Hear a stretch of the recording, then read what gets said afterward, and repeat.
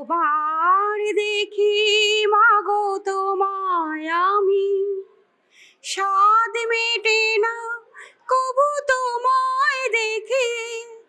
সবাই বলে ভগবান সুন্দর, হবে না তো সুন্দর তোমার থেকে। যতবার দেখি মাগো তোমায় আমি। বৃদ্ধাশ্রম শব্দটি অদ্ভুত এক আবেগঘন শব্দ। একজন মা অনেক যত্নে, স্নেহে, আদরে, ভালোবাসায় বড় করেন নিজের সন্তানকে। সন্তান বড় হওয়ার সঙ্গে সঙ্গে বেড়ে ওঠে মায়ের অনেক স্বপ্ন। জন্মের পর মায়ের প্রথম যে শিক্ষক হন মা, তার সন্তানের প্রথম পাঠশালা তার মায়ের আঁচল। আর এই সন্তানই যখন কোনো দুঃখে আবর্তে থাকে, তখন মাই তাকে দেখায় হাসি মুখের আলো। সেই মা বা সেই বাবা যখন বৃদ্ধাশ্রমে আসেন, তখন তাদের পুরো প্রত্যেকটা পাওয়া, তাদের মুকুটে যে পালক যখন তাদের জন্মের সময় হয়েছিল, সন্তানের জন্মের সময়, সেখানে কিন্তু তাদের এক অমানবিক হার হয়ে যায়। আজকে যেখানে দাঁড়িয়ে আছি সেটি চুঁচুড়ার আরোগ্য গুরুকুঞ্জ। আজকে এখানে একটি দ্বিতল ভবনের উদ্বোধন হলো, এবং এই ভবন উদ্বোধনে এসেছিলেন প্রহ্লাদ রায় গোয়েঙ্কা, যিনি গঙ্গা মিশন এবং ওঙ্কারের কর্ণধার।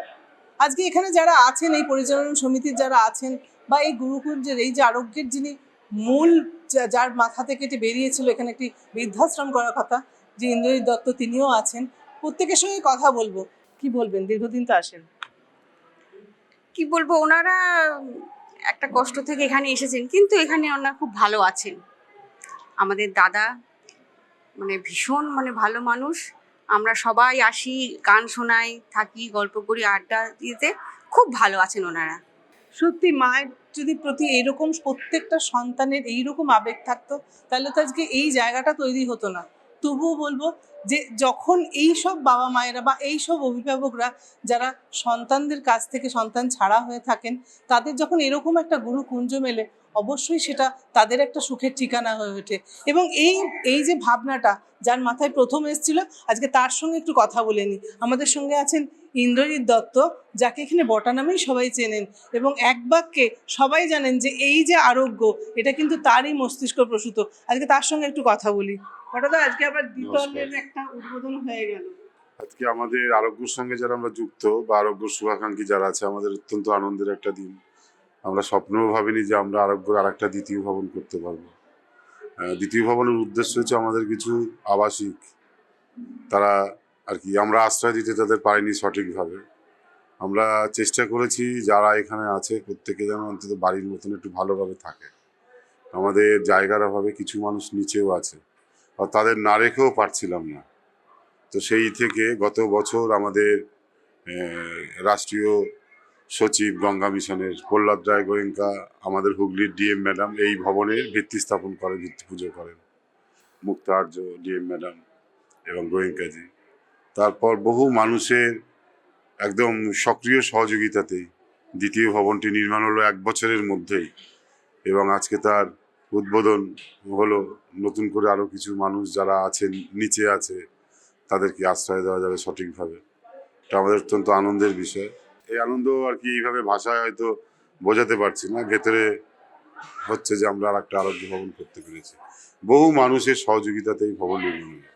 কিন্তু আমার যেটা মনে হচ্ছে, এই যে আপনি দুস্থ মানুষ, যারা দুস্থ মানসিকভাবে যারা দুস্থ হয়ে আছেন, তাদের একটা আশ্রয় করলেন, কিন্তু এদিকে সমাজ আরো পিছিয়ে যাচ্ছে না। এই জায়গাটাকে নিয়ে কি ভাবনা চিন্তা? সমাজের অবক্ষয় তো দীর্ঘদিন ধরেই চলছে, এখন আরো বেশি। একদম গ্রামের দিকে কিন্তু এই কালচার নেই যে বাবা মা বয়স হয়ে গেল, তারা কিছু করতে পারছে না, তাদের আশ্রমে রেখে আসি, ছেড়ে দিয়ে আসি। কিন্তু শহর বেশি জায়গাগুলোই এই প্রবণতাটা বেশি, অ্যাডজাস্টের অভাব। অনেক সময় আমি এখানে এই 2.5 বছরে উপলব্ধি করেছি, সব বৌমারা খারাপ বলবো না, কিছু শাশুড়িরাও খারাপ।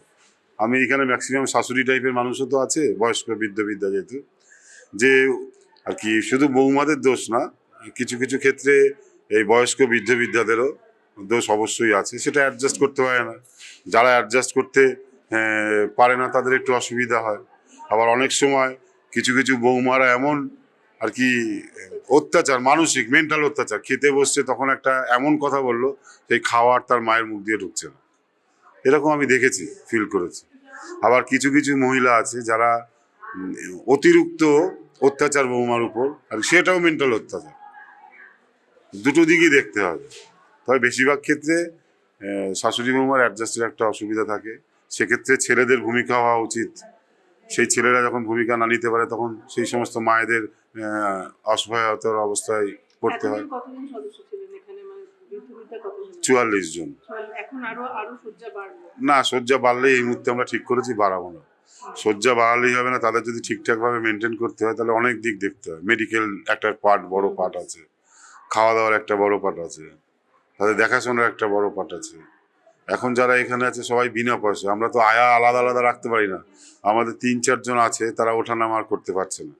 তারা যখন এসেছিল তখন হাঁটাচলা করতে পারছে না, মাস 4-5 ধরে তারা হাঁটাচলা। এবার তাদের যে উপরে খাবার পৌঁছানো, তাদের বাথরুম পাঠানো। আমাদের 2-1 আবাসিক, সুমিতা দি বলে আমাদের এখানে এক আবাসিক আছে, খুব অ্যাক্টিভ, ওনার বয়সটাও একটু আর কি কম, উনি অ্যাক্টিভ, আমাদের এখানে অনেক দায়িত্ব নিয়ে উনি করেন। ওই সমস্ত মানুষদের সুমিতা দিনের মতন 2-1 আবাসিক তারা একটু দেখাশোনা করে, আমরা তো আয়া রাখতে পারবো না। আরেকটা যেটা বলি, গঙ্গা মিশন, তারা এসেছেন, আপনাদের পাশে দাঁড়িয়েছেন, তাদেরকে নিয়ে একটু শুনতে চাই। মানে প্রহ্লাদ স্যারের কতটা এখানে তিনি যোগাযোগ করেছেন। এক কথায় বলতে গেলে গঙ্গা মিশনের প্রহ্লাদ রায় গোয়েঙ্কা যদি না থাকতো তাহলে আমাদের দুর্দশার মধ্যে পড়তে হতো। এই বিল্ডিং ওপেনিং 1 বছর কেন, আমার মনে হয় 10 বছর আমরা করতে পারতাম না। যদিও বহু মানুষের সহযোগিতা আছে এই বিল্ডিংয়ে, আর প্রত্যেক মাসে মেডিকেল পার্ট থেকে শুরু করে খাওয়া দাওয়ার পার্ট একটা গোয়েঙ্কাজি দায়িত্ব নেন, একদম আন্তরিকতার সাথে নেন। তো উনি যদি পাশে না থাকতেন আমার মনে হয় না আমরা এত স্মুথলি এটা চালাতে পারতাম। সময় পরিস্থিতি এসবের কাছেই একদিন হার মেনে যায় মা বাবা এবং সন্তানের ভালোবাসা। নিজের ভিটে মাটি ছেড়ে মা বাবাকে দিন যাপন করতে হয় বৃদ্ধাশ্রমে। কেউ আসেন স্বইচ্ছায়, আবার কেউ আসেন কার্যত বাধ্য হয়েই। এর সঙ্গে যেখানে আসবো, যে আবাসিকরা এখানে আছেন তাদের সঙ্গে একটু কথা বলি। আমি প্রথমেই যাই আপনার কাছে, এখানে আসতে হলো কেন? এখানে আসতে হলো, আমরা নানান রকম দুঃখ কষ্টের নদী নালা সব পেরিয়ে সাঁতরে যখন আর আমরা ডাঙার সন্ধান পাচ্ছি না, তখন এইখানে সন্ধান পেলাম। এই সমুদ্রে এসে, ইন্দ্রজিৎ দত্ত নামক সমুদ্রে এসে আমরা মিলিত হলাম। তারপরে তো আমরা খুব সুখেই রয়েছি। তারপর আজকে যাই হোক আমাদের এই নতুন ভবনের উদ্বোধন ছিল। আমাদের এই গোয়েঙ্কাজি, এই যে রাষ্ট্র সচিব গোয়েঙ্কাজি, ইনি তো এক বিরাট পর্বত এই সমুদ্রকে ঘিরে রয়েছেন। উনি আমাদের সহায়। উনি না সহায় থাকলে জানি না দাদাই বলতে পারবেন কি হতো। আর আমরা এতই আনন্দে রয়েছি। তারপরে জগন্নাথ দেব আমাদের সঙ্গে সঙ্গে আবার উনিও চলে এসছেন। আজকে যেরকম জগন্নাথ দেবের উৎসবটা হলো, পুজো আর্চা নানাবিধ উপচারে, মনে হচ্ছে যেন আমরা কোনো বৃদ্ধাবাসে নেই, আমরা জগন্নাথ ধামে আছি। এখানে আমি এই মে মাসে 2 বছর হবে এখানে আছি। তা এখানে এসে প্রথম যতদিন বাড়িতে ছিলাম, নিজের সংসারে ছিলাম, আমার একটি মাত্র ছেলে, তাকে মানুষ করেছি, বিয়ে থা দিয়েছি। তারপরে সংসারে যা হয় আর কি, নতুন মানুষ এলে সংসারে একটু অন্যরকম হয়। তা দেখলাম যে ছেলে যোগাযোগ রাখে? ছেলে এমনি ফোন টোন করে। তারপর দেখলাম যে থাকাটা ঠিক আমার পক্ষে ভালো লাগছে না, এই জন্য আমি নিজেই চলে এসেছি। নিজে এসে আমি ফোনে দেখলাম, বিজ্ঞাপন দেখলাম, দেখে এখানে ফোন করা হলো। তাই বললেন যে আগামীকাল সকালে আসুন। আমরা সকালে এলাম, আসার পরে আমাকে রেখে দিল এখানে। তো সেই দিকে এখানে আছি। এখন তো এটা স্বর্গধাম, আমাদের কাছে এটা স্বর্গধাম। যে পরিবেশে, যে জায়গায় আমরা ছিলাম, যে মানসিক অবস্থাতে ছিলাম, তার থেকে এখানে মানে খুব তুলনা করা যাবে না, এত ভালো আমরা আছি। আর সব থেকে বড় একটা কি, যে এরা সবাই আমার অন্তত সন্তানের মতো, যার জন্য আমি ওদেরকে সন্তান হিসেবেই ভাবি।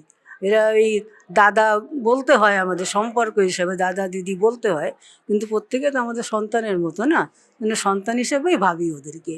এবং ওরাও আমাদেরকে যে সম্মানটা দেয়, আমাদের নিজের সন্তানের কাছে আমরা অত সম্মান পাইনি। আজ আমাদের নতুন ভবনের শুভ উদ্বোধন, তাই আমরা সবাই এই আনন্দ অনুষ্ঠানে মিলিত হয়েছি। ঠিক 1 বছর আগে 17ই জানুয়ারি এই ভবনের ভিত পুজোতে প্রথম ইটখানা বসিয়ে দিয়েছিলেন গঙ্গা মিশনের কর্ণধার, আমাদের অন্নদাতা, সকলের শ্রদ্ধেয় গোয়েঙ্কাজি। এই মানুষটির মানবতার কথা মুখে বলে শেষ করা যাবে না। আমাদের এই সুন্দর ভবনটি তৈরির পিছনে এই মহান মানুষটির অবদানের শেষ নাই। ওনার সাহায্য না হলে হয়তো আমাদের কর্ণধারের পক্ষে এত বড় কাজটি সম্পন্ন করা সম্ভব হতো না। যখন সমাজের এই অবক্ষয়, ঠিক তখনই হাত বাড়িয়ে দেয় সমাজের কিছু সচেতন মানুষ। বৃদ্ধ মা বাবার পাশে আবারও থাকার আশ্বাস দিলেন গঙ্গা মিশনের জাতীয় সচিব প্রহ্লাদ রায় গোয়েনকা। রবিবার হুগলির চুঁচুড়ায় আরোগ্যর দ্বিতীয় ভবনের উদ্বোধন করলেন তার নাতি অনয় এবং নাতনি একা। সেই শুভ মুহূর্তে উপস্থিত ছিলেন স্বয়ং প্রহ্লাদ গোয়েনকা, ছিলেন নির্মলা গোয়েনকা, সঞ্জীব বাজাজ, প্রীতি বাজাজ সহ বিশিষ্টজনেরা। ম্যাম, আপনি তো বহুদিন ধরেই সোশ্যাল ওয়ার্কের সঙ্গে যুক্ত আছেন এবং স্যারও এতদিন ধরে আছেন। আজকে এই বৃদ্ধাশ্রমে এখানে এলেন, একটা ওপেনিং হলো, আপনার একটু জানতে চাইছি যে আপনার মতামত কি? বৃদ্ধাশ্রম করতে তো চায় না, সব প্যারেন্টসরা এই বুঝে কি আমি আমার বাচ্চাদের সঙ্গেই থাকে, লেকিন কোনো কোনো বাচ্চাদের সঙ্গে এরকম হয়ে যায়, বৃদ্ধার জন্য এরকম হয়ে যায় কি ওরা রাখতে চায় না, আর বৃদ্ধারা ওখানে থাকতে পারছে না, তাহলে সেই জন্যই করেছে। বৃদ্ধাশ্রম করতে চাই না আমার লোক, লেকিন করতে হচ্ছে।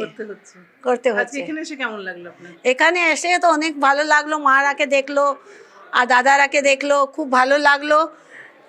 কষ্ট বি হলো মনে কি এরা এসে গেছে বৃদ্ধাশ্রমে, খুলেছে বৃদ্ধাশ্রম, লেকিন সত্যি কেউ না আসে সেটাই চাই, কি সব পরিবারের সঙ্গে থাকো, পরিবারের যুক্ত সঙ্গে থাকো, সেটাই চাই।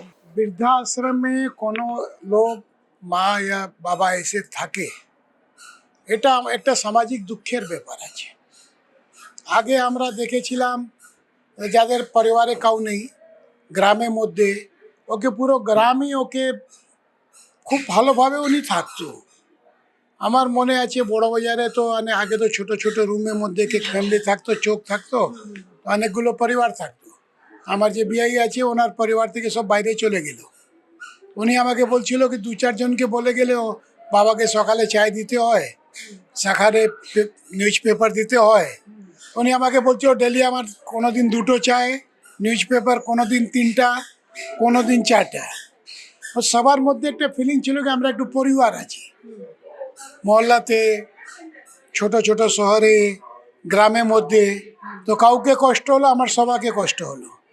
আমাদের বড় বাজারে 7খানা বাড়ি ছিল, 300খানা টেনেন্ট ছিল, 1200 লোক থাকতো। কোনো লোক মারা যেত, কাউর বাড়িতে রান্না হতো না।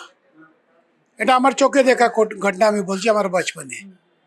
তো মানে আমার বাড়িতে কোনো লোক মারা গেল, এই যে নিজেদের ফিলিং আছে না, ওটা আমরা একটা তুমি বলতে পারো এটা কমার্শিয়াল ওয়ার্ল্ড আছে, ব্যবসায়িক জায়গাতে যাচ্ছি আমরা, মূলকে কালচারকে ছেড়ে দিচ্ছি। তাহলে একটা স্বার্থ পরায়ণতা সবার মধ্যে আসছে, আর তার মধ্যে এ বৃদ্ধাশ্রমে দরকার আছে, ও দরকার আছে, এর জন্য কোনো এক ইন্ডিভিজুয়াল লোক রেসপন্সিবল নেই। বাট বিইং এ সেন্সেবল লোক, ও যে জীবনে উত্তরার্ধে গিয়ে একটা কষ্ট পাচ্ছে। উনি তো পুরো জীবন জিয়েছে, বচপন ছিল, মা বাবা ছিল, পড়াই করলো, বিয়ে করলো, সংসার করলো, বাচ্চা হলো, সব কিছু ছাড়া পরে আয়দের পরিবারে কাউ নেই, যারা আছে ওরা ওকে রাখতে চাইছে না। সে যে জীবনে উত্তরার্ধে তুমি ওকে একটু সেবা করে ওকে একটু কমফর্ট জোনে নিয়ে গেলে। এটাই আমি আজকে এক লোককে বলছিলাম, এখানে নদীপে খুব বড় বৃদ্ধাশ্রম আছে, মানে আমার মনে হয় 1000 মারা হবে, কিন্তু ওরা সাদা কাপড় এটা ওটা, মানে ওরকম ওদের স্বতন্ত্রতা নেই, প্রপার কেয়ার নেই। ও বট্টাদা আছে আমাদের, গৌতমদা আছে বারাসাতে করে, দুজন মিলে যেরকম মানুষের সেবা করে, পরিবার আছে এখানে, মহল্লার লোকে যুক্ত হয়ে গেল। আমি তো ঠিক আছে একটু অল্প সহায়তা করি, কিন্তু লোকের যে মেন পাওয়ার আছে দেখে নিবে, করতে পারবে, তো এটা একটু সামাজিক দায়িত্ব আছে। এটা বৃদ্ধাশ্রম কাউ বলবে কি বট্টাদা চলাচ্ছে या প্রহ্লাদদা চলাচ্ছে তো ভুল হবে। পুরো সমাজ মিলে, পুরো মহল্লা মিলে। উনি আমার পড়োশি নেই, বাইরের লোক নেই, আমার ফ্যামিলি আছে, আমার মেম্বার আছে। এই ভাওটা তৈরি করাটা এরকম, এটা এটা আমি বলে বাঙালির মাটিতে গুণ আছে। আর তুমি পুরো ভারতে আর কোথায় আমি তো দেখতে পারলাম না। তো এটা আমাদের দরকার আছে। আমার মেনই দুঃখ হলো আমাদের বাঙালি মারা বেশিরভাগ বৃন্দাবন কাশিতে থাকতো, ওদের উপরে খুব টর্চার হতো। আর ওরা যে ওদের যে মঠাধীশ হয়ে বসেছিল, ওদের নামে বিরাট টাকা তুলতো। ওরা মতলব ও টাইমে 10-10 লাখে গাড়িতে ঘুরতো, কিন্তু ওদের নামেই টাকা হতো। কিন্তু যে গরু সেবা নামে তুমি দেখবে অনেক লোক विशेष करके नॉर्थ इंडिया में विराट टाका আছে ওদেরকে বাবা রামদেবকে তো হাজার হাজার কোটি আছে, অনেক অনেক স্বামীজি কাছে, কিন্তু সেবা ওরাও কত করছে ও টাকা হিসাবে অনুপাতে। আর বোটাদার কাছে কত টাকা আছে, উনি কত সেবা করছে। তো দ্যাট কম্পেয়ার করলে আমার একটা পুরানে পড়া আছে, একটা রাজা একটা গাঁও দান করলো, और একটা কিষান আছে উনি अगर एक बोरी চাল দান করলো তো দুটো দান বরাবর আছে। তো রাজার জন্য একটা গাঁয়ের যে ভ্যালু আছে ও কিষান জন্য মোটাই এক बोरी চালে ভ্যালুটা বেশি আছে। তো এটা ভাব আছে, এটাকে আমাদের জীবিত রাখতে হবে। আমার মনে হয় এটা একটু সামাজিক একতা আর সন্তুলনের কাজ আছে। 24 ঘন্টা ডাক্তার আমি বললাম না, আমি ওটাটাকে অনেকদিন ধরে বলছিলাম কি তুমি এখন একটা যে ডাক্তারের কাছে গেলে এখন 500 টাকা 1000 টাকা থেকে কম নেয় না। প্লাস কি আছে ওরা জেনেরিক দवाई দিতে চায় না। তো আমি তো নিজেই কিছু কিছু জেনেরিক দवाई নেই। জেনেরিক দवाईতে और নর্মাল দवाईতে 8 গুণ পর্যন্ত ডিফারেন্স আছে। আর মা বাবা বিমার আছে, তুমি বিমার আছো তো দেখো দवाई তো তোমাকে নিতেই হবে। তো ওখানে अगर আমরা একটা ডাক্তারকে এখানে বসাতে, একটা ফিজিওথেরাপিতে খুব বেশি ডিমান্ড আছে। তো মানুষের বয়স তো বেড়ে গেল। আগে যে 60 সাল হলে আমরা বলতাম চুক্তি হয়ে গেল বাবা, 2-4 সালের মধ্যে চলে যাবে, কিন্তু এখন এটা ব্যাপার নেই। 70, 80 পরে या 70 পরে 75 পরে বলতে পারে কি যাওয়ার বয়স হয়েছে, কিন্তু আমার যে আন্দারে স্ট্রাকচার আছে ওটা অত স্ট্রং নেই, তার জন্য ওরা খুব কষ্ট পায়। কোনো হাঁটুতে দর্দ আছে, কিন্তু ইট ইজ এ কিউরেবল।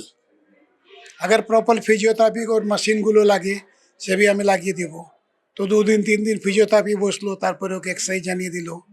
তারপরে আমার ওই হাড় এখানে গর্দনে দর্দ হলো, আমি খুব ভ্যালভুতে ইলাজ করালাম, কিছু হলো না, টাকা বি লাগলো অনেক আনাপ শনাপ। পরে একটা ডাক্তারকে ডাকলাম, ও আমাকে একটু এক্সারসাইজ জানালো, এরকম করবে, और আমি দেখলাম কি 15 দিনের মধ্যে আমি ঠিক হয়ে গেল। ওই জন্য বোটাদাকে বলা সপ্তাহে 7 দিন করে আমাদের 1 ঘন্টা 2 ঘন্টা করে ডাক্তার বসে যারা আসে ফ্রিতে আমরা দেখিয়ে দিব। अगर আমরা জেনেরিক মেডিসিন সঙ্গে দিতে চাই তো 100 টাকাতে 7 দিনে মেডিসিন भी দিয়ে দেব। তাহলে মানুষের অনেক উপকার হতো। কেন সরকারি হাসপাতালে কি আছে না, দেখো একটু উপেক্ষা আছে। আজকে কিছুদিন আগে 3-4 দিন আগে হাইকোর্ট অর্ডার দিল তোমার কত বেড ভ্যাকেট আছে তোমাকে অনলাইন দেখাতে হবে। তার মানে ওখানে কিছু গন্ডগোল আছে।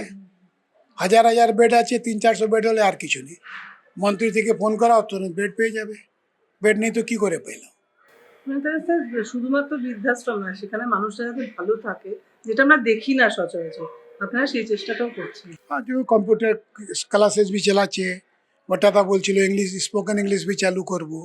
যে কিছু তুমি করতে পারো, তোমার যে ক্ষমতা আছে, তুমি তো পত্রকারিতাতে আছো, তোমার ক্ষমতা তো আমার থেকে অনেক বেশি আছে। সেই কথাকে মানুষের মধ্যে ছড়িয়ে দাও না, কি ইউ ক্যান ডু এনিথিং। শুধু ধন লাগে না, তন और मन भी লাগে। মন না হলে তো কিছু করতে পারবে না, তন দিয়ে তো সেবা করা যায়। আজকে বোটা দানা হতো তো আমি এই বাড়ি কি করে বানাতাম।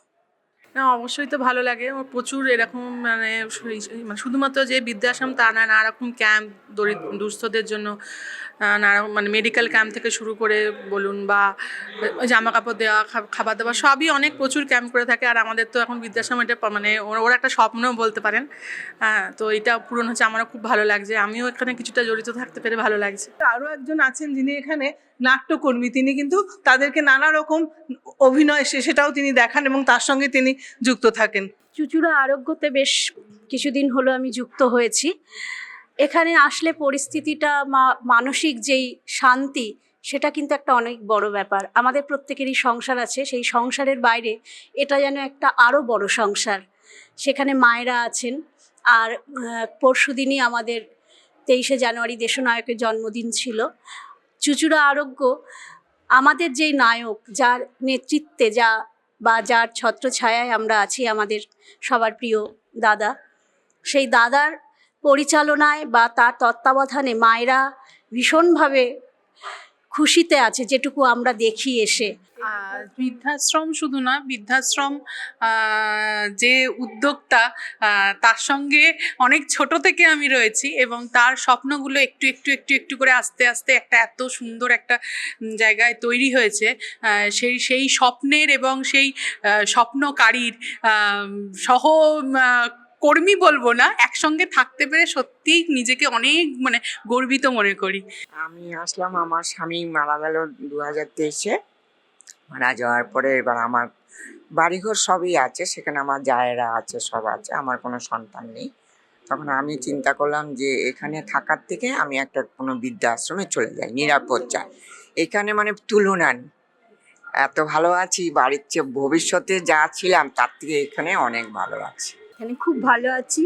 ভাষায় এক কথায় ভাষায় বলা যায় না যে কিভাবে ভালো আছি এবং কিভাবে আমরা আছি। বাড়ির থেকে তো প্রচুর প্রচুর ভালো আছি, এবং দাদাভাই যে আমাদের সব সময় আমাদের কি করে আনন্দে রাখবে, কি করে আমরা খুশি থাকবো, কি করে আমরা ভালো থাকবো এই চেষ্টা করেন। ভালো লাগে কি লাগে সেটা বড় কথা নয়, প্রত্যেক সংসারেই আছে শান্তিও যেমন আছে, অশান্তিও আছে। এইখানে যে জিনিসটা হচ্ছে, অনেক মায়েরা এসে এখানে অনেক শান্তিতে আছে। হ্যাঁ, হয় সংসার করতে গেলে ঠুকোঠুকি তো হয়ই বটে, সব সংসারেই যেটা আছে আর কি।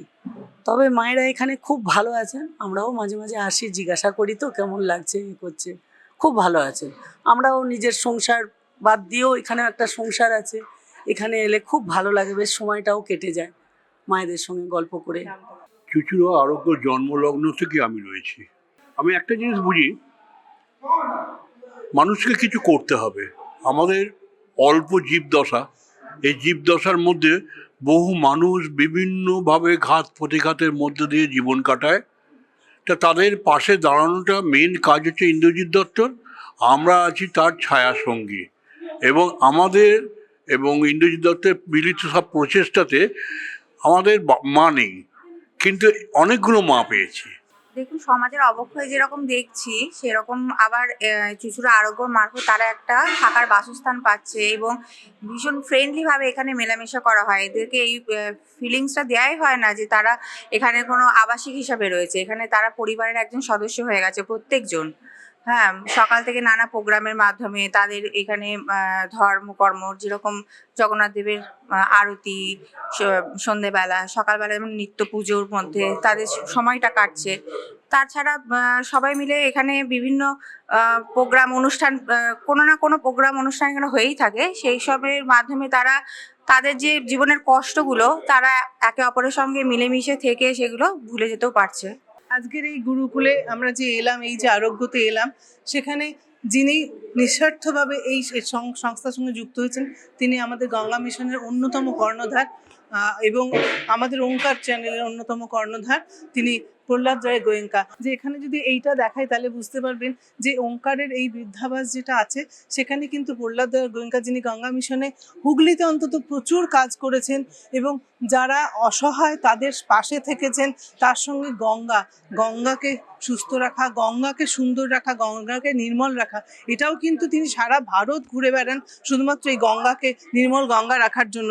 এবং আজকে যে এই গুরুকুঞ্জে এলাম, এই যে এখানে এলাম, এই আরোগ্যতে এলাম, সেটা একটুখানি দেখাতে বলবো পার্থক্য। এই যে বাসভবনটা তৈরি হয়েছে এখানে কিন্তু আরও 28টা বেড, 3তলা যে তৈরি হয়েছে এখানে আরও 28টা বেড তৈরি হয়েছে। তবে এই মুহূর্তে এখানে কোনো আর নতুন করে কোনো বৃদ্ধা বা বৃদ্ধ আসছেন না। যারা আছেন তারা অনেকেই হয়তো নিচে আছেন, নিচে শুয়ে আছেন, মানে তারা বেড পাননি সে অর্থে যেটা বলা যায়। অতএব সেখানে তাদেরকে আগে অ্যাকোমোডেট করা হবে, তারপরে চিন্তা ভাবনা অন্যরকমভাবে করা হবে। তবে একটা কথা বারবারই বলতে ইচ্ছে করে যে এই যে আরোগ্য, এই আরোগ্যতে যারা আছেন অবশ্যই দেখুন এটা কিন্তু আনন্দের বিষয় নয় যে তাদের মা বাবা, সন্তানদের বাবা মা তারা এখানে এসছেন, তারা বৃদ্ধাশ্রমে থাকছেন। অবশ্যই এটা সমাজের একটা বড় অবক্ষয়, কিন্তু তার মধ্যেও এখানে যারা আছেন তারা কিন্তু বলছেন যে তারা খুব ভালো আছেন, তারা আনন্দ আছেন। এবং তারপরেও এখানে জগন্নাথ, বলরাম, সুভদ্রা এসছেন, যাদেরকে নিয়ে প্রত্যেকক্ষণে তাদের সময় কাটছে। শুধু তাই নয়, গান, নৃত্য, প্রত্যেকটা অঙ্গে কিন্তু তাদেরকে ভালো রাখার প্রচেষ্টা সবসময় চালিয়ে যাচ্ছেন। এখানে আরও আবাসিক আছেন, যেটা আবারও বলতে চাই, জন্মের পর প্রথম শিক্ষক মা।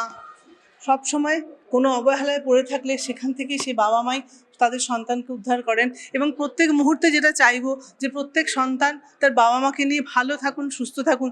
যেমন প্রত্যেকটা বাবা মা তাদের সন্তানকে গড়ে তোলেন, সেরকম মা বাবাও যেন, সন্তানরাও যেন তাদেরকে সেরকমভাবেই দেখেন। একদম শেষ লঙ্গে একটা কথাই বলবো যে প্রত্যেকে আমরা প্রতিমা পুজো করি।